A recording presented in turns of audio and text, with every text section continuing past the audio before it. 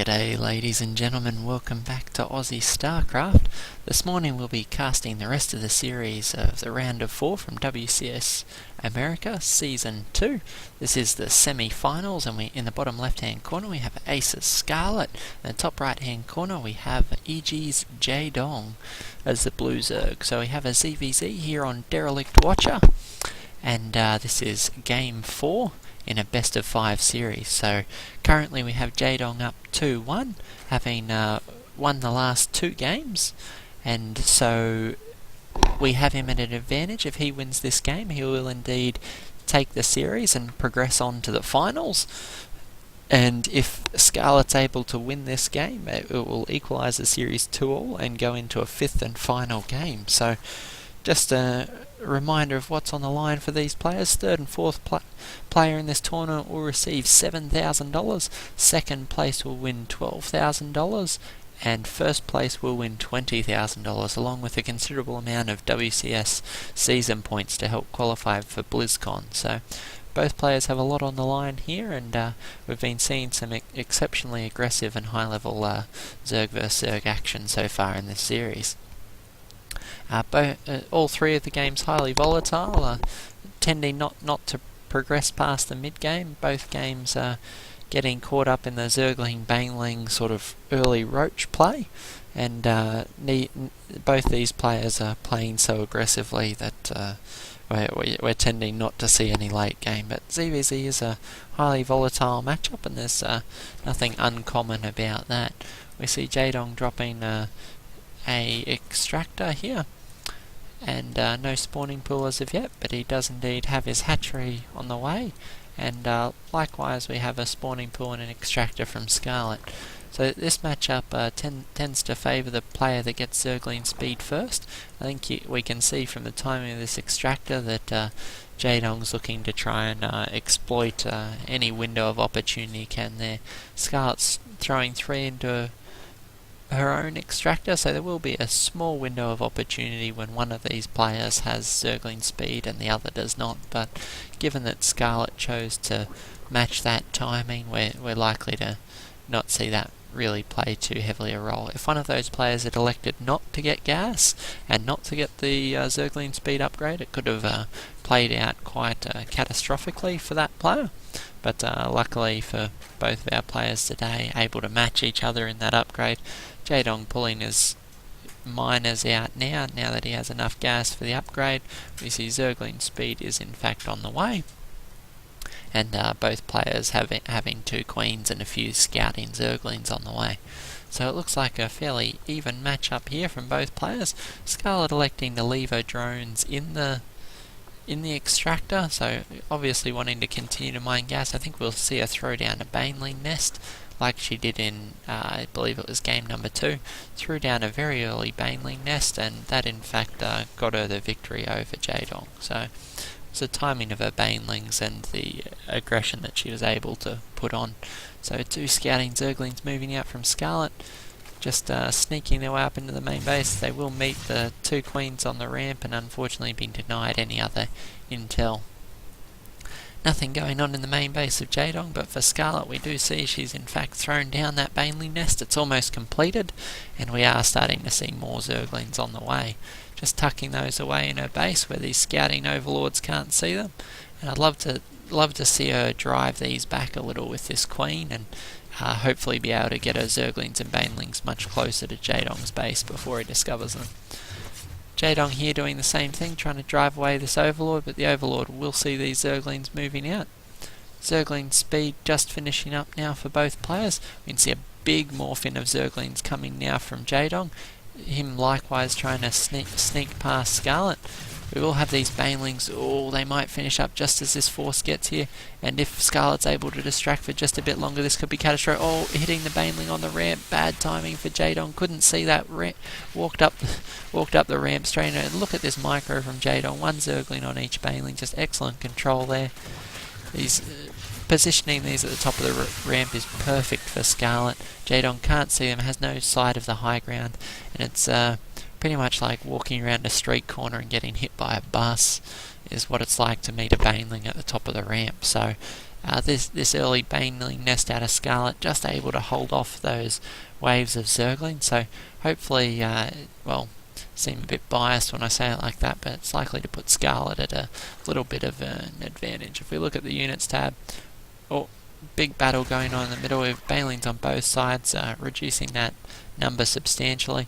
6 banelings though from Scarlett are going to be able to clean up the Zergling force up. Oh, now that was a big loss for Scarlett. 2 of Jaedong's banelings for 6 of Scarlett's is going to put the pressure right back on Scarlett.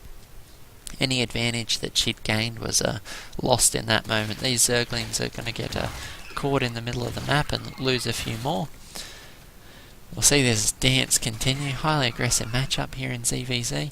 Both players are trying to avoid banelings darting back and forward. And we have some banelings morphing in from Jae-Dong, sneaking a few around the side. We'll see if that comes into play at all here in this game. Have banelings getting picked off by Zerglings on both sides. And we see both players should be fairly even in the units lost tab. Indeed, we can see that it's within 75 resources of each other. So both these players are consistently able to match each other move for move in the middle of the map. We look at the units tab. I wonder how the drones are. Drones also very even, though Scarlett has considerably more Zerglings on the field at this point in time. If she can watch out for these banelings of Jaedong, she might actually be able to make a play for this natural expansion. And indeed in she goes, but these banelings of Jaedong's doing a great job of soaking up the damage. Unfortunately, the spine crawler did take quite a lot of damage from that engagement. Scarlett continuing to be aggressive and posture in the middle of the map. No other tech structures on the way as of yet from these players, so Jae-Dong not choosing to drop that Roach Warren, despite the fact that both games he's dropped the Roach Warren, he's come out victorious. So I think that's a bit of an interesting choice for him to not go for that. I think it's worked for him quite well so far. He may as well push the envelope a little bit further. Lair now on the way, and a little bit of gas stored up for Jaedong. What did he throw down? It is indeed a Spire. So let's see. Scarlett likewise also got a Spire on the way. It looks like in game 4 you might actually see the muter versus muter action that is so characterises the play of both these players. So Scarlett moving out, trying to secure a third expansion, because mutalisks are quite expensive. 100 minerals, 100 gas a pop, and having an extra base will give her 2 extra geysers, and will give her sort of a significant numbers advantage. She'll have an extra 30% of gas that Jaedong won't have. So Jaedong likewise throwing down his third, and Scarlett now scouting that out, so she'll likely try to apply a bit of pressure here. Baneling's moving up towards these Zerglings. Oh, could be a big detonation. It's very close. Oh, this Baneling could get 5 kills. Yep, big detonation there. Scarlett using this Baneling to threaten these Zerglings that are trying to defend the base, forces the base to cancel, and Jaedong will be delayed as he has to bring down another drone to construct that hatchery. See Scarlett's base already finished, dropping 2 extractors of her own. She'll be significantly ahead on the gas count, and this base sort of well secured here with the spine crawler and the main. Scarlett's creep spread's actually some of the best in the business. You don't see it as much in a ZVZ matchup, but you ought to see a ZVP and ZVT. Often by the 13-15 minute mark you'll see creep spread that's already across the middle of the map. It's absolutely some of the best in the business. So first muters are on the field from Scarlett.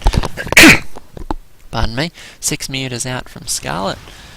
So these Zerglings in the middle of the map are going to get cleaned up. These poor overlords are trying to morph and get out of the way. Likewise going to be cleaned up. We have 8 muters on the field from either side, but I think we'll see that significantly start favouring Scarlett, as she does have her gas fully saturated in her expansion and already dropping a spore crawler to make sure Jaedong's mutalisks can't exploit this or use their mobility to threaten this third base. So we'll see who's got the better muter micro here.